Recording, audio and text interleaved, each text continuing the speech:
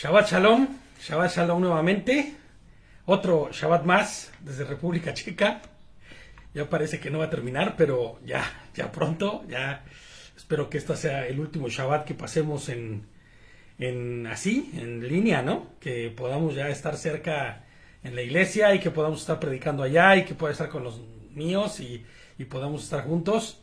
Se han ido complicando un poco cosas, situaciones de trabajo, ¿no? Entonces, al final, bueno, pues el Señor siempre es fiel. El Señor es fiel y permite que estemos guardando Shabbat y que estemos haciendo lo que es pertinente hacer. Y bueno, pues le damos toda la alabanza, toda la gloria y todo el honor a nuestro Señor, ¿no? A nuestro Señor Yehoshua. Y ayer, hace un momento estábamos, o en la mañana más bien, estaba en la alabanza. Lo que pasa es que me la paso aquí escuchando mucha música y alabando todo el día. Entonces, estaba alabando en la mañana yo, o al mediodía cuando empezamos el estudio, el servicio, y la verdad es que yo decía, qué bueno es habitar con los hermanos juntos, ¿no? Porque sí, puedes estar alabando, puedes estar yo aquí solo, ¿no? Yo creo que ya el hotel ya no quiere escuchar de mí porque yo me pongo a grito pelado a cantar mis alabanzas, ¿no? Yo creo que ya los de la habitación de al lado y los de abajo se saben el Shema porque lo canto a todo lo que da. Oración sacerdotal, ¿no? La bendición sacerdotal también. Y todas las canciones, porque al final yo no me corto en nada para alabar a Adonai, ¿no?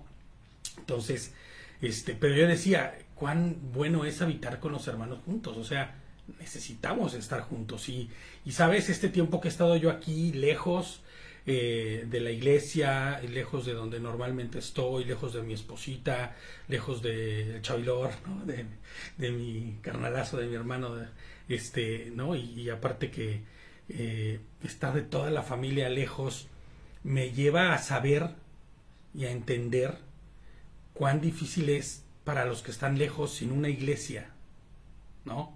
Para los que están lejos sin no iglesia, porque la iglesia somos nosotros, sino un lugar donde congregarse, donde estar juntos, sin una comunidad de creyentes.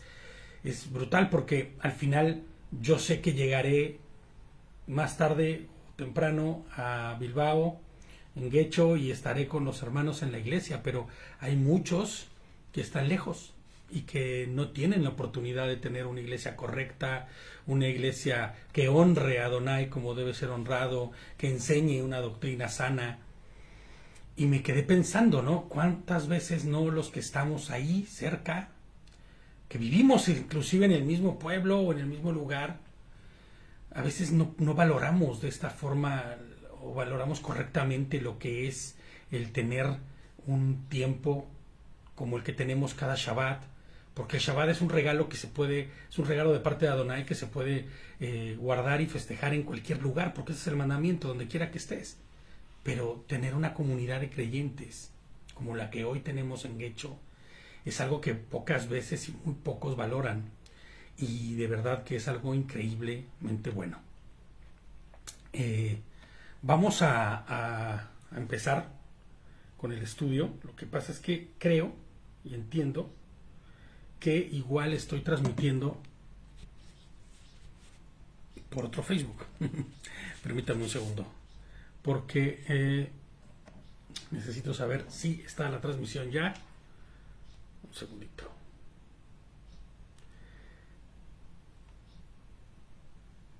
Déjenme ver algo, o que alguien me pueda decir, si me pueden escribir, si están viendo en el Facebook de la iglesia.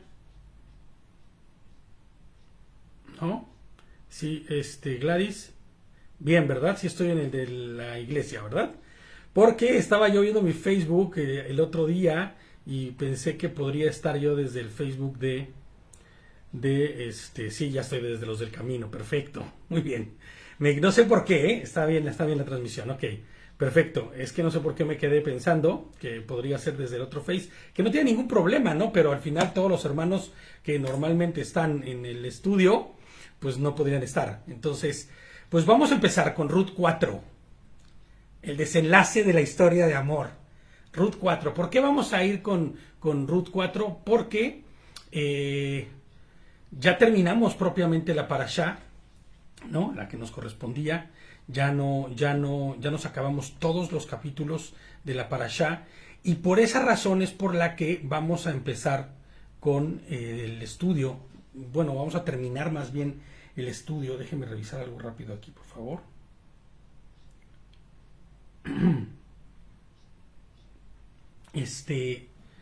Y vamos a terminar con el estudio ya de todo bien, dice mi esposita. Baruch Hashem por eso. Y bueno, pues son los bemoles del en vivo, ¿no? Shabbat Shalom a todos los que estén conectando, y Shabbat Shalom a todos los que están lejos. Ahora sí estoy lejos de todos, pero Shabbat Shalom a todos. Y vamos a terminar ya, de una vez por todas, el estudio que empezamos hace algún tiempecito, que se ha ido alargando un poco, porque finalmente estábamos dando Ruth cuando pasa esto, ¿no? Cuando pasa esto, que ya tenemos un estudio de una parashá como lo es de Devarim, que se terminó completa, ¿no? Y nos ha pasado ya antes también, y entonces cada vez que queramos ver la parashá de Devarim, pues podemos poner ya cada uno de los capítulos propiamente que se han ido enseñando desde el 2019 hasta el año pasado, que fue cuando terminamos completo ya la porción de lo que es la parashá de Devarim. Y entonces por esa razón es que vamos a estar estudiando Ruth capítulo 4. Aparte que es necesario, yo tenía muchas ganas ya de terminarlo. Me gusta mucho esta historia. Es importante que miremos la perspectiva de la historia en dos sentidos, desde dos perspectivas distintas, que es la perspectiva natural de la historia como tal, ¿no? De una mujer israelita que regresa de haber estado en la tierra de Moab, con la pena terrible de haber perdido a su esposo, a sus 2 hijos, y de venir con la nuera, ¿no? Con la nuera, inclusive con tanta pena que se ha cambiado y el nombre, y venir y regresar. Yo creo que es algo que a la gente no le gusta o le llama muchísimo la atención en sus vidas, es el fracaso, ¿no? O sea, no es que nadie quiera el fracaso o a alguien le gusta el fracaso, pero muchas personas no se aceptan a sí mismas el hecho de haber fracasado, y mucho menos el hecho de regresar al lugar de origen con las manos vacías, ¿no? Con las manos vacías. Entonces, esa es una de las perspectivas que tendríamos que mirar. A Ruth volviendo con las manos vacías, a Ruth volviendo déjenme hago un poquito así esto para que pueda estar de frente. Siento que estoy como mirando mucho de lado. Para que esa es la perspectiva, ¿no? Pero la otra perspectiva que tenemos que ver, y la que hemos venido analizando también, es esta historia que no es otra cosa más que una sombra de la historia de amor más grande de toda la historia que puede existir, ¿no? La historia de redención que el día de hoy nos permite a nosotros sabernos libres y llenos del Shalom de Adonai, ¿no? Entonces no quiero adelantarme, vamos a ir poco a poco, vamos a ir estudiando este capítulo, y hay una introducción. Ya saben que yo siempre tengo introducciones, ¿no? Y la voy a ir leyendo tal cual. Voy a leer mucho en esta ocasión porque no me quiero perder nada de lo que ya he escrito, y yo soy mucho de divagar, por eso siempre me ves leyendo, porque yo soy mucho de que me voy y ya cuando me doy cuenta ya estoy en otro tema. Entonces tengo que siempre como sujetarme al tema a través de lo que yo ya he escrito previamente, y que siento y sé que es lo que Adonai ha puesto para nosotros en esta ocasión, ¿no? Entonces les pongo yo aquí, esta es una hermosa, muy hermosa historia de amor, y esta es una historia que tiene un final feliz. Es una historia de redención, de esperanza, de mucho shalom, ¿no? Esta es una historia que es tu historia, pero que también es mi historia. Pues tú y yo, como lo vamos a ver en la historia, como lo hemos venido viendo, fuimos redimidos. Y pasamos a ser ajenos, de ser ajenos, de ser extranjeros y advenedizos, a ser miembros de la familia que hoy somos, de la misma familia de nuestro Creador, ¿no? Porque nos adoptó como hijos, y Él es nuestro Padre. O sea, es increíble saberte de la misma familia de Dios. Entonces, les pongo yo aquí, abandonamos nuestra forma de vida, nuestras creencias, nuestros anhelos y costumbres para abrazar la Torah de Adonai, para abrazarlo a Él, ¿no? Esta misma Torah que nos ha hecho libres. Es increíble poder hoy tener una declaración como esta en nuestra vida. Saber que hemos sido hechos libres y que se nos ha dado la oportunidad de guardar Torah como la forma y el medio para alcanzar la voluntad de Adonai en nuestras vidas.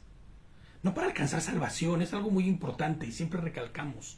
No para alcanzar salvación, sino para estar y caminar a la altura del varón perfecto, como la brújula que nos lleva al destino seguro, al puerto seguro.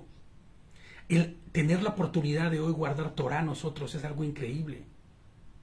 Tan increíble como para muchos puede resultar haber dejado sus creencias tan arraigadas que en el pasado tenían.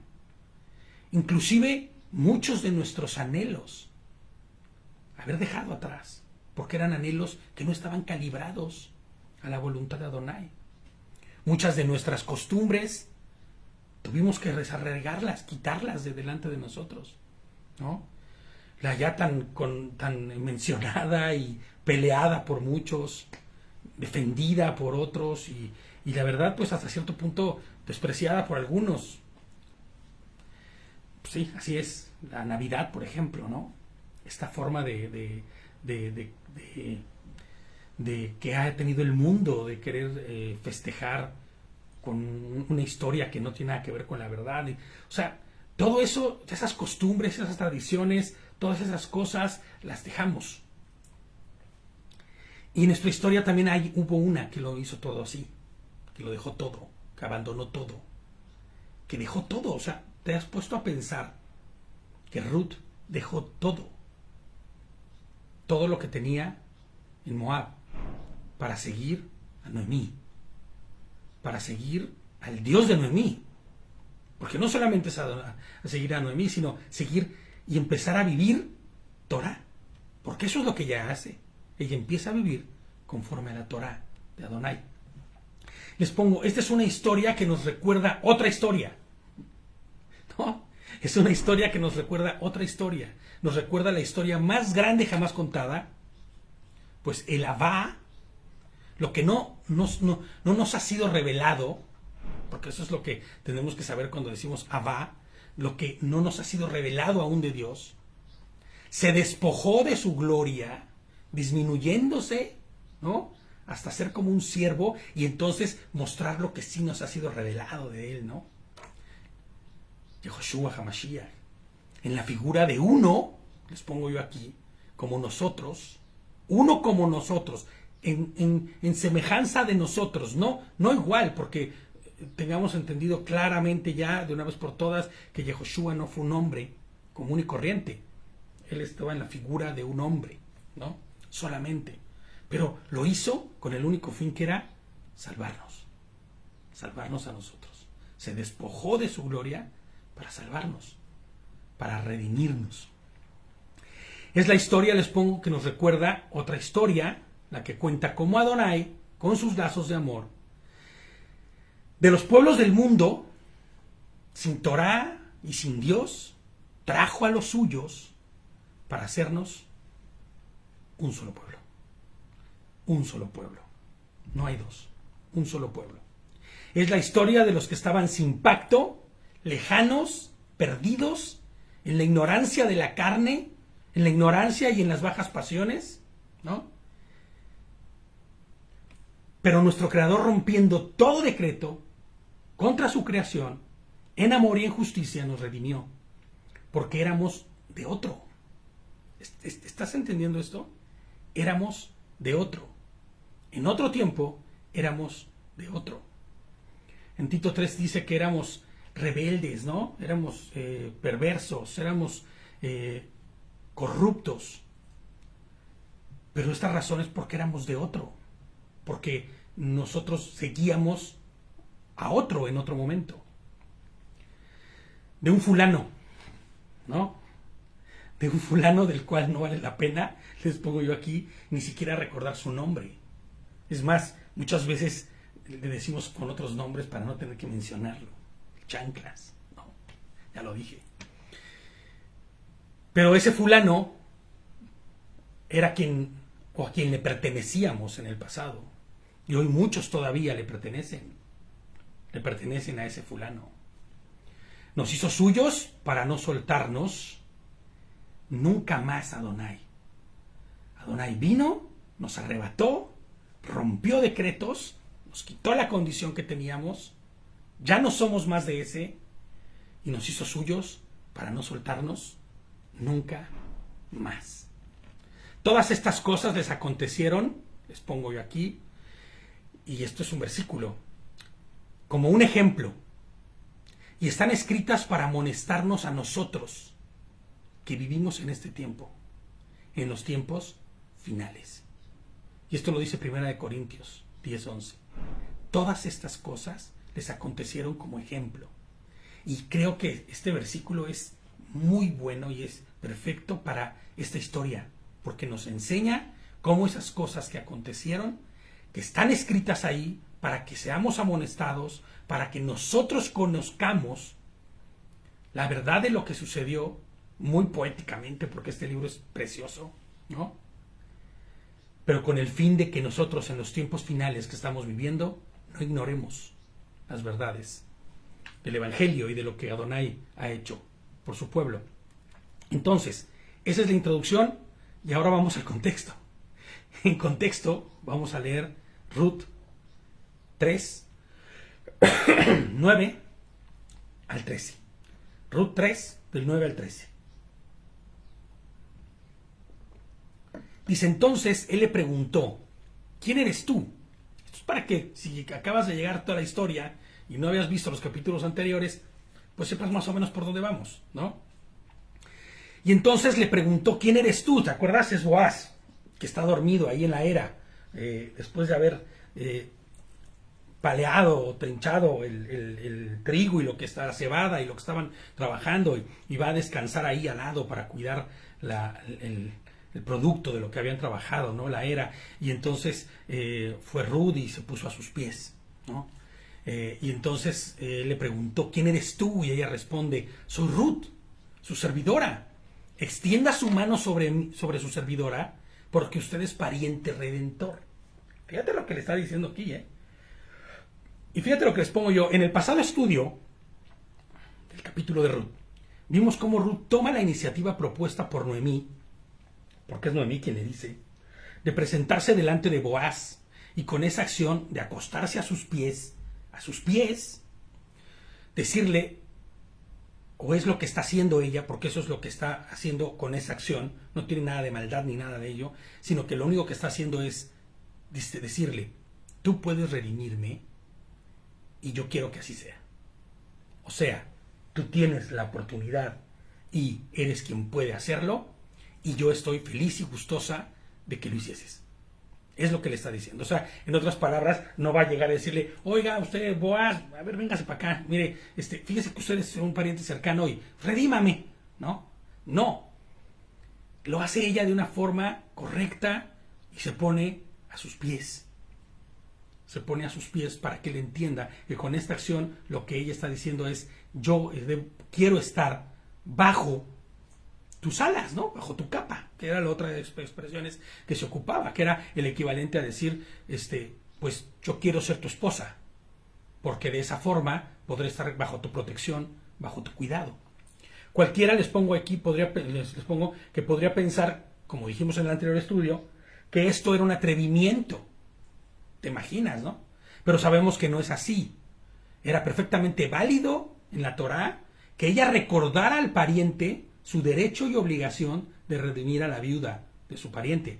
Claro, ella lo hace de una forma exquisita, increíble, muy sana, por decirlo así, porque ella lo que se presenta, y muy humilde también, porque ella se presenta a sus pies. Se presenta a sus pies, como una sierva, ¿no? Y entonces, fíjate lo que dice Deuteronomio, o Devarim, 25:7. Fíjate nada más, dime que si no estaba ella en la posibilidad de hacerlo, que fíjate lo que dice Devarim. Pero si un hombre no quiere casarse con la viuda de su hermano, la viuda de su hermano comparecerá ante los ancianos en la puerta y declarará: el hermano de mi esposo se niega a establecer un nombre de Israel para su hermano. No quiere cumplir con su deber de cuñado. Y aunque no iba a ser directamente con Noemí con quien se casaría él, porque ella es una mujer mayor también, iba a ser con la esposa de uno de los hijos de Noemí, y dicen algunos comentaristas que ahí era un poco más fácil de zafarse o que no tenía tanta obligación. La realidad es que ella le está recordando su obligación como un pariente cercano que puede redimir, para que no se pierda, ¿no? Para que no se pierda el nombre y el linaje del difunto. En realidad les pongo aquí, ella estaba haciendo algo que era normal y loable.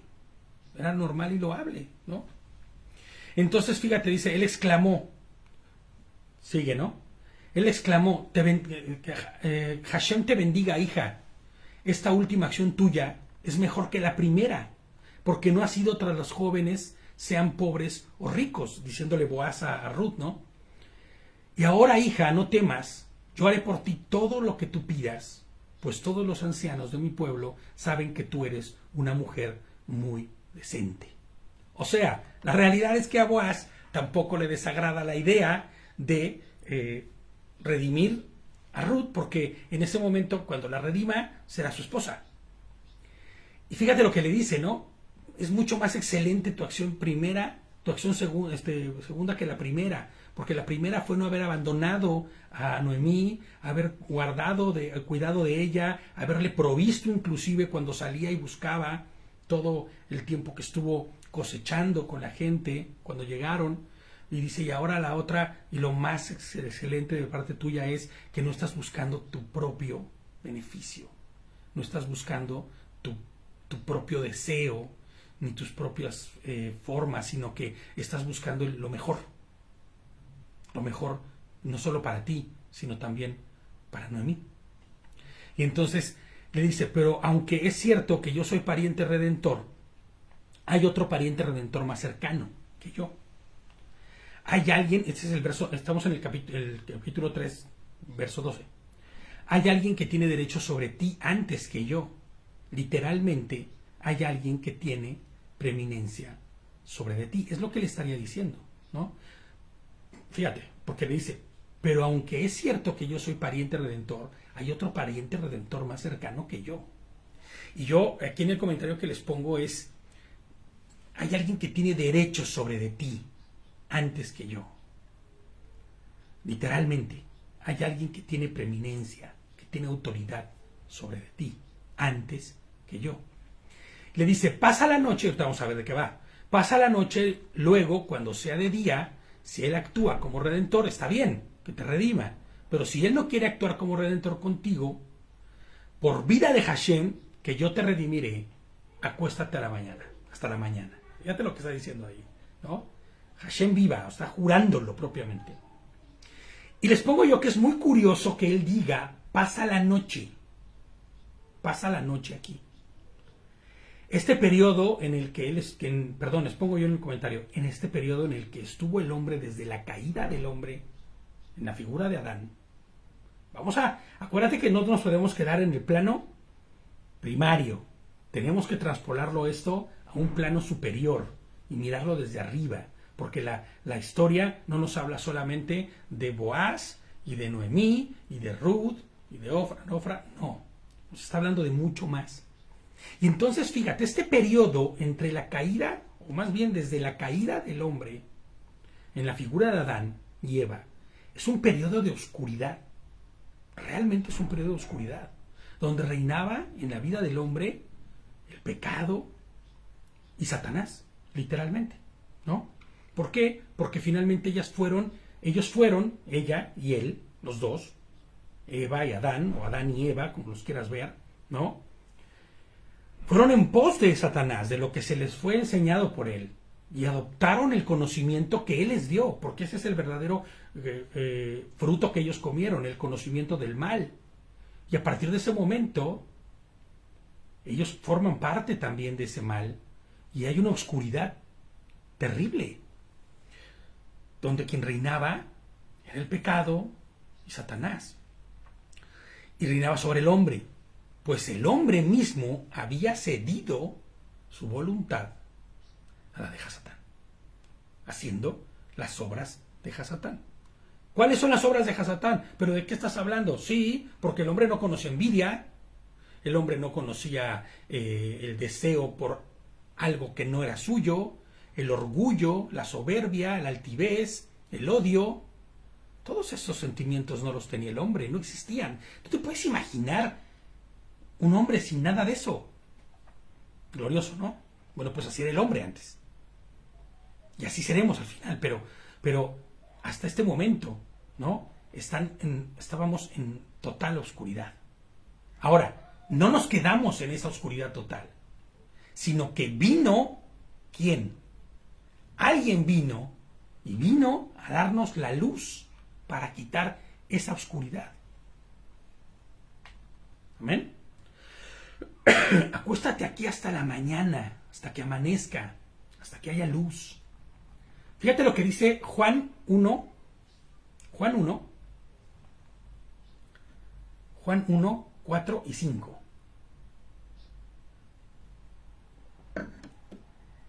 En él estaba la vida, y la vida era la luz de la humanidad. Fíjate lo que dice. Esta luz resplandece en las tinieblas, y las tinieblas no han podido extinguirla, ni podrán, ¿no?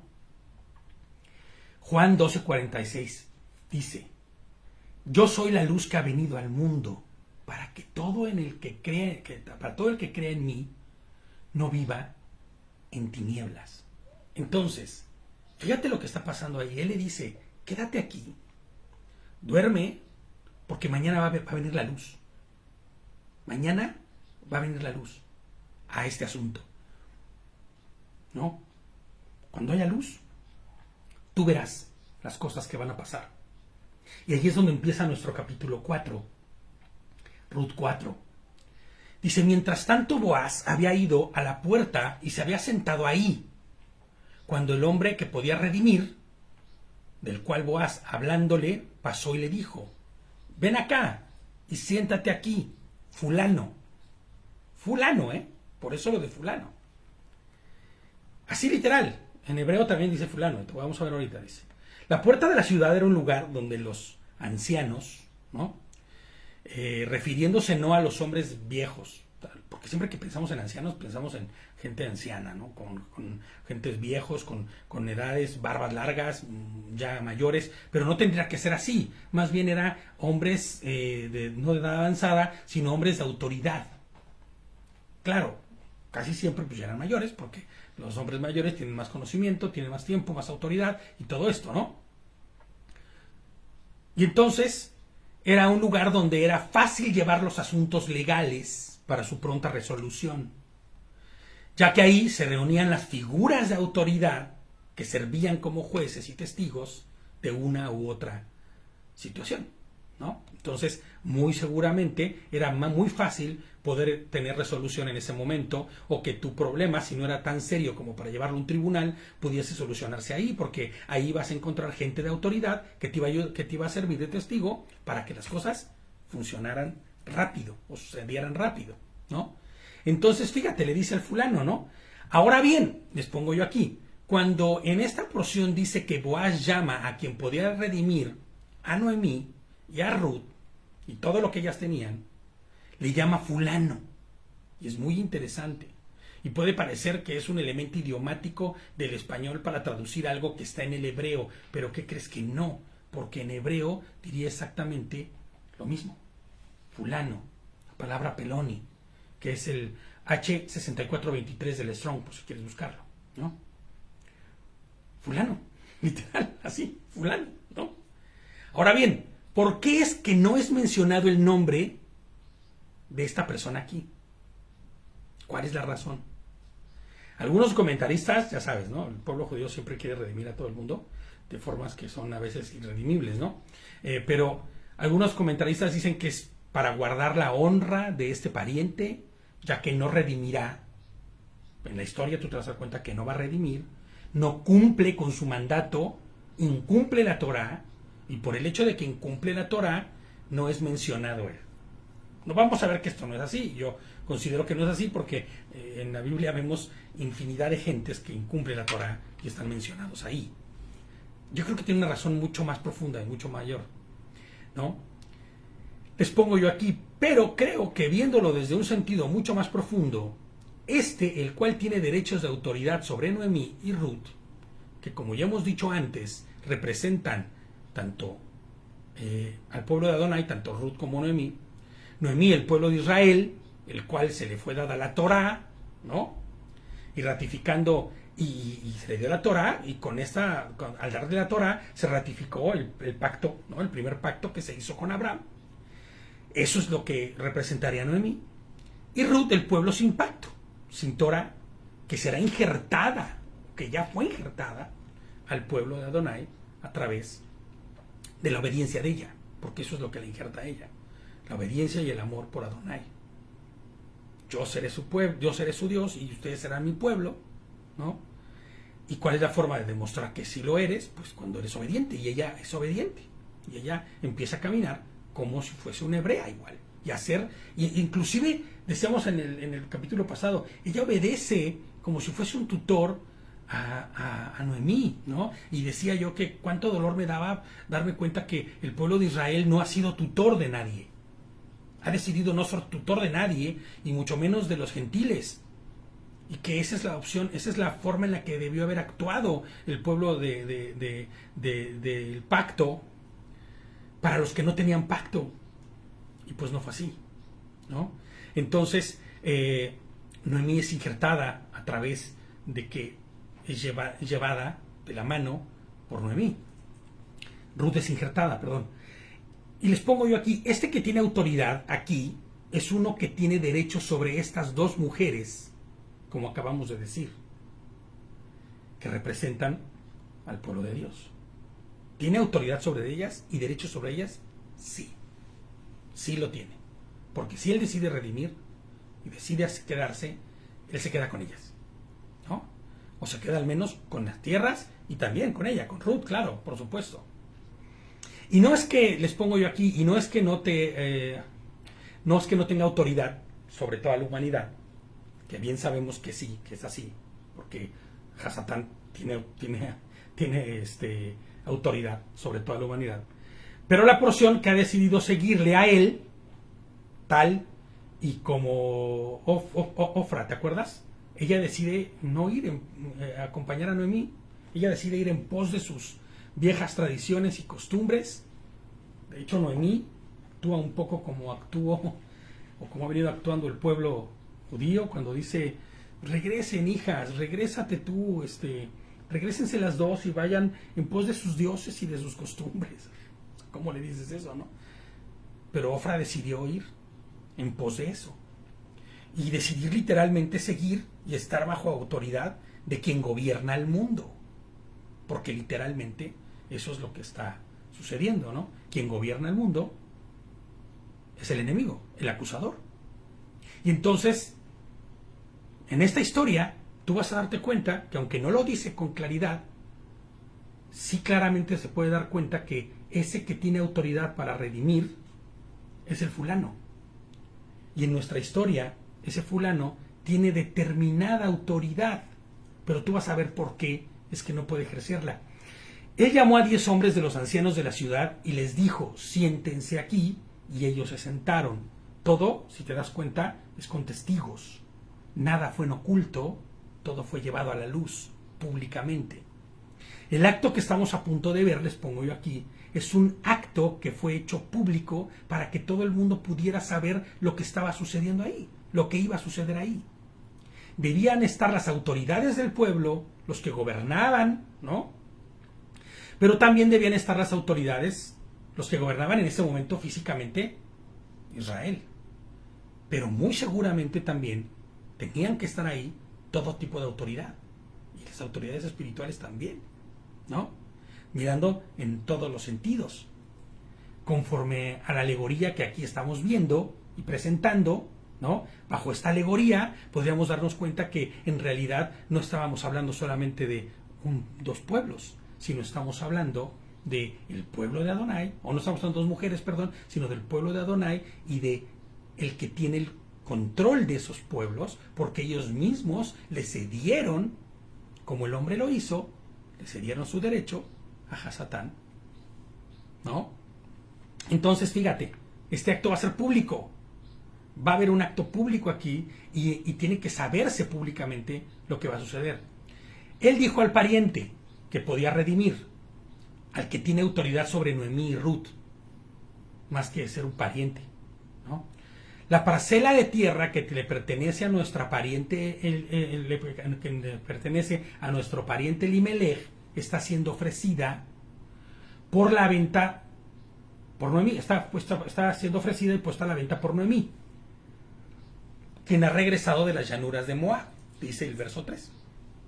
Ahora, ¿recuerdas lo que significa Elimelech? Es que aquí es cuando empiezas a armar ya el final de la historia y empiezas a darte cuenta de que tiene una trascendencia mayor. ¿Qué significa Elimelech? A ver, ¿quién se acuerda? Ojalá y se acuerden. No pueden decírmelo, pero mi Dios reina. O Hashem reina. Pero mi Hashem, o sea, mi Señor, mi Dios reina. Entonces, fíjate, estaría diciendo algo así como la tierra que le pertenece a Dios quien reina y fue dada por herencia a Noemí, que es Israel, que ha vuelto del mundo, ha vuelto del paganismo y de la infidelidad de Moab, ¿no? Eso propiamente es lo que estaría diciendo el verso, si lo viéramos desde un punto de vista en otro ángulo, ¿no? Como decimos, elevado, ¿no? Entonces, ella, quien está vendiendo lo que era del Elimelech, o más bien lo que está puesto a la venta, pero que era del Dios que reina, y no puesto a la venta, sino para ser redimido.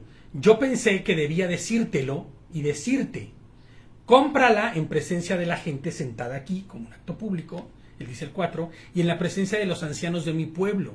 Si la quieres redimir, redímela. Si no es redimida, entonces dímelo, o redimible, si no, entonces dímelo para que yo pueda saber, porque no hay nadie más en la línea, no hay nadie más que tenga injerencia sobre esta mujer, o sobre estas dos mujeres. No hay nadie que tenga más injerencia en esta historia, ni en la verdad, ni en la real, ¿no? Ni en la que vivimos también. Dice que yo pueda saber porque no hay nadie más en la línea, yo estoy después de ti. Él dijo, yo quiero redimirla. Ahora, ¿Dios está después de Hasatán en esa historia? No, lo que sucede es que el hombre le dio autoridad a Hasatán.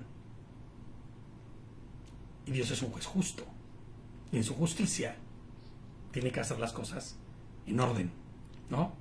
Entonces, fíjate lo que les pongo aquí. Es necesario, primero que nada, entender en lo natural este pasaje para después poder llevarlo en un sentido más profundo. ¿Por qué está haciendo esto él? En Devarim 25:5, que es Deuteronomio, dice, cuando unos hermanos vivan juntos y uno de ellos muera sin dejar hijos, la viuda del difunto no deberá casarse con un extraño, fuera de la familia. El hermano de su esposo debería unirse a ella, la tomará como esposa y cumplirá su deber de cuñado. ¿Te acuerdas del versículo que le dicen, ¿no? Le dicen a Yehoshua, ¿no? Esta mujer, la historia es de una mujer que tuvo 5 maridos, ¿no? Y se murieron los 5. Y cuando llegue al cielo, ¿de quién va a ser esposa, no? Fíjate nada más lo que le quieren preguntar. Pero se refiere a esto, ¿no? Y les pongo yo aquí que para que el linaje no se pierda, ahora nosotros diríamos para que el apellido no se pierda, porque es lo que nosotros diríamos en estos tiempos, el pariente cercano estaría en la posibilidad, que es también de alguna forma una obligación, de comprar tierras, o comprar esas tierras, y darla por heredad a los hijos que tenga con la viuda, ya sea del hermano, en este caso sería de su sobrino, ¿no? Porque son los hijos de la prima, ¿no? Y así el linaje del difunto permanecerá con la heredad que le fue dada. Pero fíjate esta heredad, ¿por qué era tan celoso esto? Porque esta heredad que estamos hablando aquí es la misma heredad que recibieron en porciones iguales las familias cuando Moshe distribuyó la tierra. O sea, por eso es el mandato de que no se pierda lo que Dios le dio a las 12 tribus. Que no se pierda y que no vaya a después a desaparecer conforme lo que Dios había dado a cada uno de ellos. Entonces, por eso era muy importante que no se perdiese esto, y por eso en medio de la familia tenía que salir el hermano o el primo o algún familiar para redimirle. Pero en esta línea no había nadie más. Estaba solo el fulano y estaba ahí también Boaz. Ahora bien, les pongo yo. Hasatán de alguna forma tiene autoridad sobre el hombre, no sobre el pueblo de Adonai, sino sobre el hombre, porque el pueblo de Adonai está bajo la protección de Adonai. Ahora, Hasatán les pongo yo aquí, ahora Satanás tiene la oportunidad de redimir al hombre de su condición caída. ¿Satanás realmente podría cambiar la condición caída del hombre? Pues no puede hacerlo. Inclusive aunque quisiera, no puede hacerlo. La palabra dice que desde el principio es que homicida. ¿No? Fíjate lo que dice Juan 8:44. Fíjate cómo se refiere a los que viven conforme a la voluntad de Hasatán. Ustedes son de su padre el acusador, su padre el diablo, en otras versiones dice. Y quieren satisfacer los deseos de su padre. Él ha sido homicida desde el principio. ¿Y por qué es tan importante mencionar este versículo? Porque está hablando que desde el principio, desde siempre ha sido homicida. Y desde siempre ha tenido influencia sobre el hombre para perderse. Y no se ha basado, dice, y no se ha basado en la verdad, porque no hay verdad en él. Cuando habla mentira de lo suyo propio habla, porque es mentiroso y padre de mentira. Entonces, el redimir, ¿qué significa? Dar una condición mejor, inclusive salvar de lo que ya estaba antes. Ahora, ¿él quiere redimir a la humanidad? Él no quiere redimir a la humanidad. Él quiere que se pierda la humanidad entera. Y les pongo yo aquí, esa es la autoridad que tiene Hasatán sobre el hombre. Por eso se presenta como un pariente, ¿no? Son hijos de su padre el acusador, les declara Yehoshua. Pero, les pongo yo aquí, aunque él no pueda y no tenga los recursos para poder hacerlo, porque no puede hacerlo, en la justicia de Adonai se debe dar la opción de hacerlo, porque eso sería lo justo, eso es lo verdadero, lo justo, lo correcto, ¿no? Porque si no, pasarías como alguien que no permitió que sea abusivo, ¿no? No es que el candidato, pero es que él no tiene capacidades para ser candidato, deja que se presente, deja que haga todo el proceso y al final la ley le dirá, ¿qué crees? Que por el artículo 45 de la ley de no sé qué, tú no puedes, pero no lo quebrantes ni le quites la oportunidad. Es más, en este caso, perdón por lo que voy a decir y por alegrarme, pero la vergüenza para Hasatán es mayor, ¿no? Porque se presenta ahí como quien tiene autoridad y no la tiene. Entonces, Yehoshua HaMashiach dijo en Mateo 12:25: todo reino dividido contra sí mismo es asolado, y toda ciudad o cosa dividida contra sí misma no permanecerá. Y esa es una de las razones principales por las que Satanás no podría nunca dividirse, porque lo que quiere es la perdición de la humanidad y no puede redimirla. No puede, ni siquiera puede. Él no puede ni quiere, les pongo yo aquí, transformar la condición caída del hombre. De hecho, él quiere ver destruido al hombre en todo momento y en todo tiempo, ¿no? Entonces, fíjate lo que dice el verso 5 de nuestro texto base de Ruth 4. El mismo día que compres el campo de Noemí, y es aquí donde vamos a ver, también debes comprar a Ruth. Espérame, vamos a leer el 4 porque... Espérame. Ok, porque es que en el 4, creo que sí lo leí, pero no quiero volver a leer. Dice, él dijo, yo quiero redimirla. Esa es la parte que quiero enfatizar del verso anterior. Él dijo, yo quiero redimirla, ¿no? Entonces, imagínate que le dice, yo quiero redimirla. Si hubiera estado Ruth, Y Noemí ahí se les hubiera ido así, pero el color al 100%, ¿no? Y hubieran pasado saliva. Qué bueno que no estuvieron ahí para escucharlo, ¿no? El mismo día que compres el campo de Noemí, le dice Boaz, también debes comprar a Ruth, la mujer de Moab, la esposa del hijo muerto, para poder levantar el nombre del muerto y un heredero para su propiedad. El que podía redimir dijo, entonces no lo puedo redimir para mí, porque podría poner en riesgo mi propia herencia. Tú toma mi derecho de redención sobre ti mismo, porque yo no lo puedo redimir. Ahora vamos a ver, primeramente, la figura natural, ¿no? En este mundo. En este plano que estamos viendo de la historia. Pues era también entendible que este hombre dijera, no, porque igual ya tengo yo mi tierra repartida porque ya tengo hijos. Entonces, traerla a mi vida será que tenga otro hijo y volver a repartir tierras y volver a hacer todo esto, aunque las tierras de ella también vengan. No, o igual es casado, igual y no puedo yo hacerlo. Pero si nos vamos a un plano que no tiene nada que ver con lo natural, sino con un plano espiritual, propiamente estaría diciendo, pongo en riesgo mi propia obra en este mundo. El fulano, ¿te acuerdas? Su propia herencia y plan. ¿Cuál es su propio plan? Ya sabemos cuál es el plan de Hasatán. Pero hay algo más, dice, les pongo yo aquí. No puedo hacerlo, nadie puede hacerlo, porque solamente el único que puede hacerlo es quien lo hizo, es Hashem. O sea, nadie puede disminuirse a la figura de un hombre para volverse como un hombre, para morir y resucitar. Solo Adonai puede hacerlo. Solo Yehoshua puede hacerlo. Es el mismo. Hashem y Yehoshua es el mismo. Solo él puede hacerlo. Y Hasatán, aunque quisiera, no podría. Fíjate, les pongo yo aquí. Es curioso cómo al final del verso 6, que estamos leyendo, él mismo dice, tú toma mi derecho o autoridad porque yo no puedo hacerlo. No, fíjate lo que está diciendo. No es que diga, yo no quiero hacerlo. Porque lo interesante de que estemos analizando esto último es no que le diga, ay, pues tú toma mi autoridad. Yo no puedo hacerlo. No puedo. No puedo hacer lo que quiera. ¿No? Él no dice no puedo, sino él no dice no quiero, sino él dice no puedo hacerlo. Entonces fíjate lo que dice el 7. En el pasado, esto es lo que era hecho en Israel para legalizar todas las transacciones que envolvían redención y cambio. El hombre se quitaba el zapato y lo daba a la otra parte. Esta era la forma de atestación en Israel, pues sí, era como la forma de asegurar que había sucedido, ¿no? Así que el que podía redimir, o en otras palabras, el que tenía autoridad sobre Noemí y Ruth y sobre toda su heredad, dijo a Boaz, no puedo hacerlo.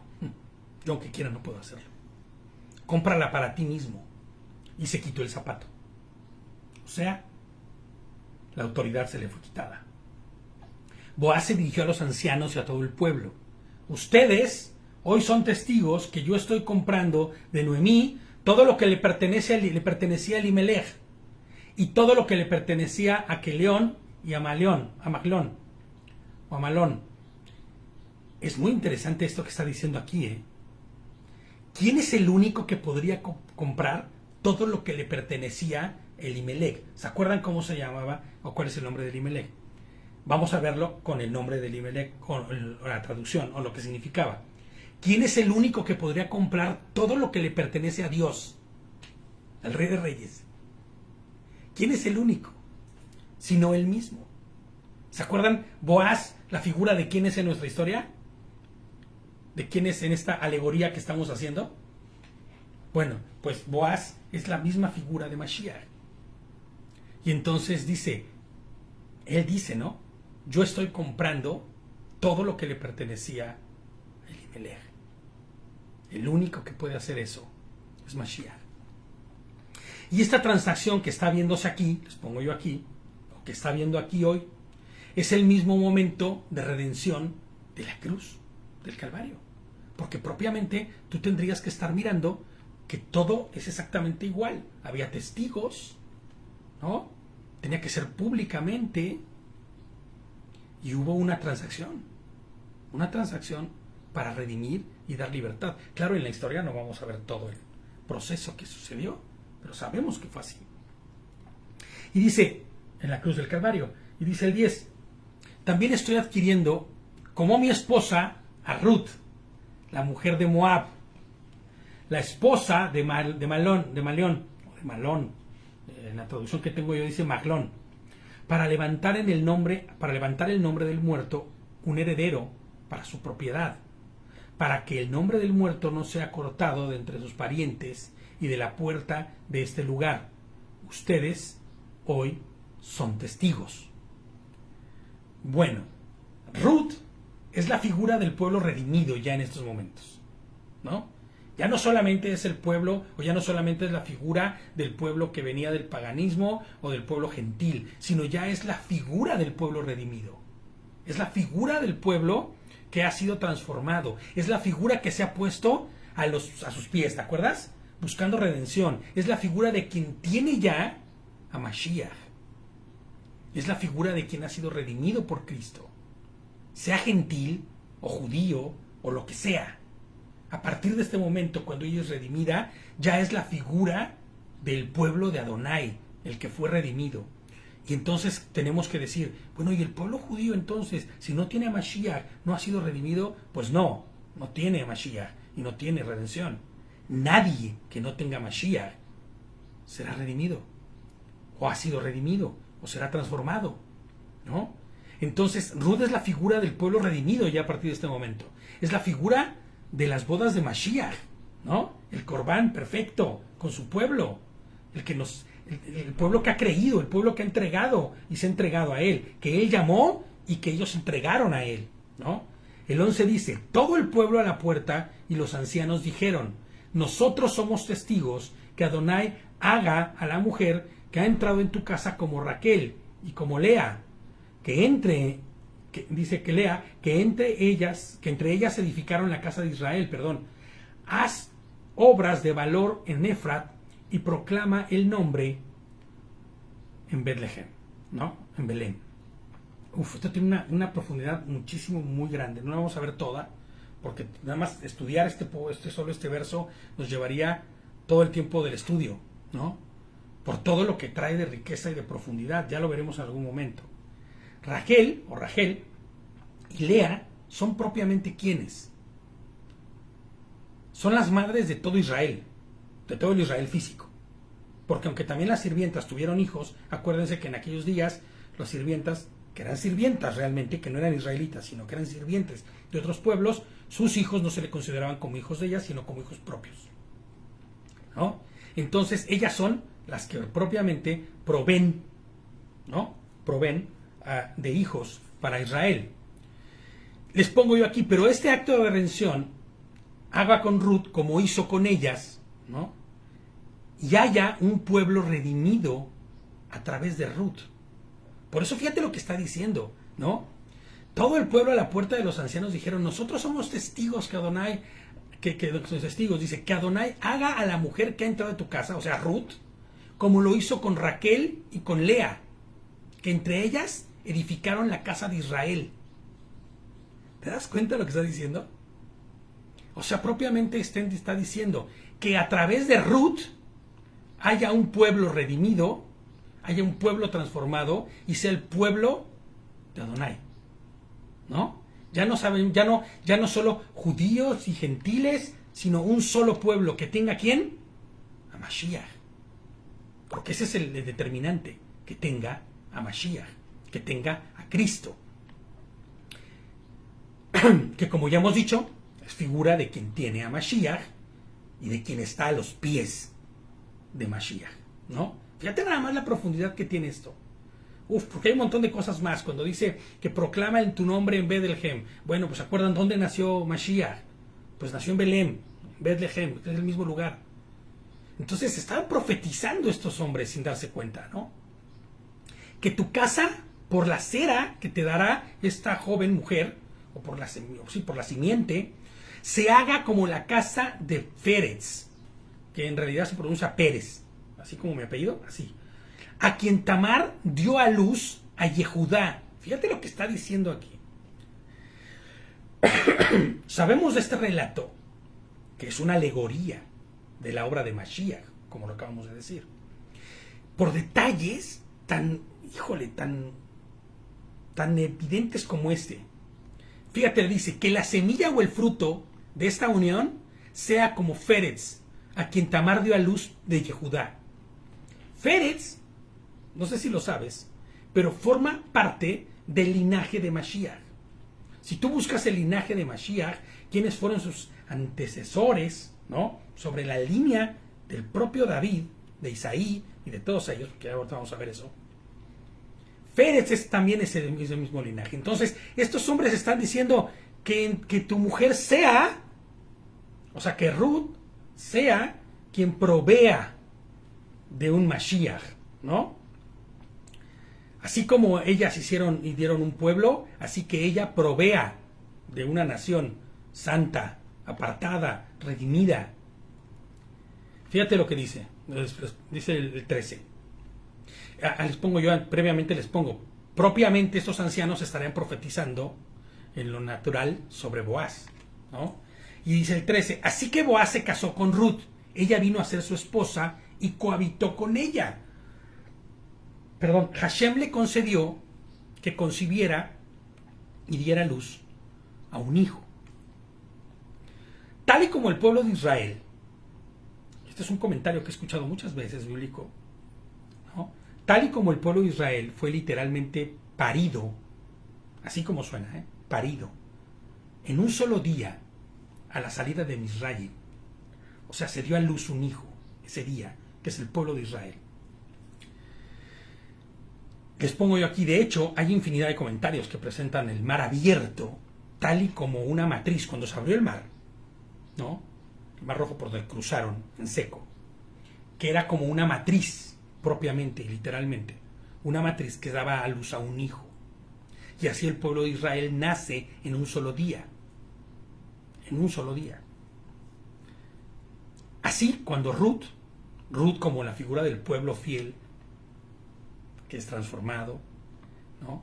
Que será transformado ya de estos que están viviendo en santidad y que tienen vida eterna a la segunda venida de Mashiach, ¿no? Fíjate, cohabita con su Redentor, da a luz un hijo, un pueblo, ya no solo redimido, sino transformado, hecho nuevo. Entonces, la figura de Ruth, teniendo ese hijo, es la misma figura de cuando se abre el mar y se crea un pueblo, o se da un pueblo, ¿entiendes? El pueblo de Adonai, porque antes de eso no eran el pueblo de Dios, estaban esclavizados como hebreos simplemente, ¿no? Entonces, fíjate nada más, lo que estaría diciendo aquí es que ella concibe y da a luz a un hijo. Y este hijo, en la alegoría que estamos haciendo, es el pueblo redimido de Adonai. Pues cohabita con él, cohabita con Dios. Ahora, no sé si también me viene a la mente así en automático Apocalipsis 24, ¿no? Fíjate, Yehoshua Hamashiach habitará en medio de su pueblo. Y Apocalipsis 24 dice, ellos volvieron a vivir, o sea, fueron resucitados y transformados. Los que habían muerto y los que no, solo fuimos transformados, o fueron transformados. Y reinaron con el Mashiach por 1000 años, dice Apocalipsis 24. Es literalmente una alegoría perfecta, imagen perfecta de las cosas por venir, lo que estamos leyendo en esta historia. Y la forma en que está escrita y la forma en la que hace referencias claras a de lo que estamos hablando. El 14 dice, entonces las mujeres dijeron a Noemí, entonces las mujeres dijeron a Noemí, bendito sea Adonai, Baruch Hashem, Baruch Adonai, dicen, que no ha proveído con uno que pueda redimir, o que ha provisto, con uno que pudiera redimir, su nombre sea proclamado en Israel. Fíjate lo que dice. Y les pongo yo, Baruch Hashem, por Yehoshua, el Cristo, que nos redimió dándonos libertad. porque es de ahí de donde viene esto. Primera de Pedro 1:18 al 19 dice, fíjate, Primera de Pedro 1, del 18 al 19. Dice, tengan presente que los han rescatado de su vana manera de vivir, la cual heredaron de sus padres. No con cosas corruptibles como oro o plata, o sea, no fueron comprados con monedas de oro ni de plata, que eso es corruptible, sino con la sangre preciosa del Mashiach, como de un cordero sin mancha y sin contaminación. ¿No? Fíjate nada más.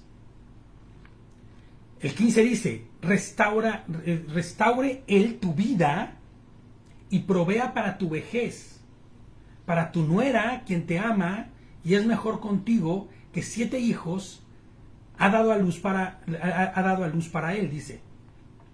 Y es que el plan perfecto de Hashem va más allá de solo una historia hermosa que estamos leyendo, ¿no? El plan de Adonai es para con su pueblo y está hablando de la redención para tener vida eterna. No solamente el tiempo que estemos en esta tierra gozando del favor de Adonai. No. Cuando dice el restaure él tu vida y provea para tu vejez, es mucho más grande que todavía que eso, porque estamos hablando de vida eterna. Y entonces fíjate, el 16 dice, Noemí, y acuérdate que siempre cuando habla de provea para tu vejez, es que haya largura de días, que sean días con gozo, con plenitud, ¿no? Entonces, fíjate lo que dice el 16, Noemí tomó al niño, lo puso sobre su pecho y se dedicó a cuidarlo. Las mujeres, que eran sus vecinas, le dieron un nombre. Ellas dijeron, un hijo le ha nacido a Noemí, y lo llamaron Obed.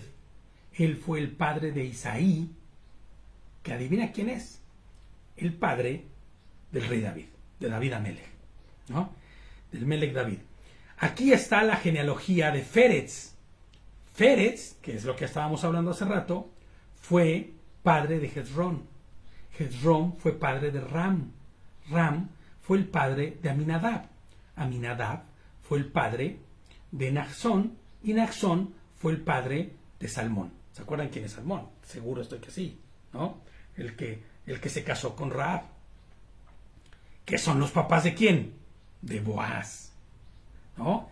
Y entonces Boaz fue el padre de Obed, del niño que estamos hablando. Obed fue el padre de Isaí. Isaí fue el padre de David. Fíjate en la alegoría que estamos viendo y en la historia que estamos estudiando, que del linaje de David es de donde viene Mashiach, ¿no? Entonces imagínate nada más, qué fuerte. Es Obed, les pongo yo aquí, el fruto de la redención, del amor y de la fidelidad. Pero también es el fruto de la obediencia y entrega. ¿Estás de acuerdo? Aquí termina la historia que contamos, les pongo yo aquí. Pero en realidad la historia no termina nunca. La historia en verdad de lo que se está hablando en la profundidad y en el segundo plano, como hemos venido diciendo, es que no termina nunca. ¿Por qué no termina nunca? Porque Hashem Yehoshua, ¿no? Él nos ha dado vida eterna. Y esta historia habla de eso. Nos está enseñando la redención de su pueblo, la historia de su pueblo y su redención, ¿no? Y les pongo yo aquí, esta historia de amor de Adonai con su pueblo no termina aquí, porque es hasta la eternidad. Amén. Primera de Pedro 5:10 dice, y cuando hayan padecido por un poco de tiempo, el Elohim de toda gracia, quien los ha llamado a su eterna gloria en el Mashiach Yehoshua, él mismo los restaurará, los afirmará y los fortalecerá y los establecerá. Primera de Juan 2:17 dice, y el mundo pasa, todo pasa. Ruth pasó, Boaz físicamente pasaron, David Amelech pasó, su hijo también. Todo pasa. Nosotros pasaremos. Pero aquel dice que hace la voluntad de Adonai, Bueno, pasaremos, me refiero a que moramos, ¿no? Pero fíjate lo que dice, pero aquel el que hace la voluntad de Adonai permanece para siempre. Todo el que haga la voluntad de Adonai permanece para siempre. Entonces, la historia no se acaba aquí, la historia continúa a la eternidad, porque es para siempre. Y fíjate lo que dice Primera de Juan 5:13. Y cuando me refería hace rato que decía que todo pasará, no me refiero a que desapareceremos y nunca más volveremos a ser, sino que las cosas tienen temporalidad. Nuestra vida es temporal también aquí, la vida de David y la vida de todos los que fueron los reyes y los jueces, y fue temporal, pero todos ellos tenían una promesa. La misma promesa que hoy nosotros tenemos. Y es que todo el que permanece en la voluntad de Adonai permanece para siempre. Primera de Juan 5:13. Y la voluntad de Adonai es Mashiach, ¿eh? No nos confundamos. Porque entonces los judíos hacen la voluntad de Adonai porque están guardando Torah. No, hombre, ellos la hacen, pero a rajatabla, ¿eh? No se les pasa nada. Sí, pero no tienen a Mashiach. En la voluntad de Adonai está Mashiach. Y la obra de redención. Buen punto, ¿no? Él dice, Primera de Juan 5:13. Les he escrito estas cosas a ustedes que creen en el nombre del Hijo de Elohim. Y hemos visto esto del Hijo de Elohim, que Elohim es la figura y la forma del amor incondicional de Dios. Entonces, cuando hablamos del Hijo de Elohim, no estamos hablando del Hijo y del Padre, sino estamos hablando del fruto de ese amor, que es el mismo, pero manifestado en carne, ¿no? Y no una carne no humana, sino en carne para que el sacrificio pues se llevase a cabo. Y dice, para que sepan que tienen que... Les he escrito estas cosas a ustedes que creen en el nombre del Hijo de Elohim, o sea, en Yehoshua, para que sepan que tienen que, para que sepan que tienen vida eterna. A Él sea la gloria, a Él sea la honra, el poder, por los siglos de los siglos. Amén. Y aquí termina nuestro estudio. Aquí termina nuestro estudio, aquí termina la historia. Pero podemos ver que es increíble la historia de amor, la historia de... Porque si lo vemos solamente como una historia en donde, ay, pues hay una mujer que salió de su pueblo y regresó, está padre, también está bonito verlo así. También está bonito ver a Ruth, que se humilla, ¿no? Y que tiene esta forma de amor también, puro, de obediencia. Y vemos un Boaz que la cuida y la protege y la resguarda, y todo el mundo, ay, suspira y dice, ay, yo quiero algo así, ¿no? En mi vida. Pero la realidad es que cuando miramos a fondo y cuando miramos desde un ángulo mayor, vemos que es una historia que es la historia de nuestra redención. Es la historia de nuestra redención. Es la historia, y a veces es un poco complicado poder explicar a detalle, ¿no? Porque es muy largo, pero creo que con lo que hemos visto aquí ha sido suficiente para darnos cuenta que la historia de amor no termina, que la historia de amor es eterna, y todo aquel que esté en ella vivirá eternamente, ¿no? Termino como decía Pablo a Timoteo, ¿no? Echa mano de la vida eterna. Echa mano de la vida eterna. Pon tus ojos en la eternidad, ¿no? Por eso siempre me acuerdo que toda la vida hemos enseñado, o se ha enseñado sobre el yelmo, este casco de la salvación, ¿no? Que cubre mis pensamientos, porque es un casco. No, lo que está diciendo es que tus pensamientos sean los de Dios, porque si tus pensamientos están en Él, tus pensamientos estarán puestos en la eternidad, en las cosas que no son corruptibles, en las cosas importantes, en las cosas de Adonai. Entonces, vamos a dejar aquí el estudio, vamos a terminarlo. Shabbat Shalom a todos, les mando un abrazo fuerte y espero que el próximo Shabbat ya esté ahora sí en España. Shabbat Shalom a todos.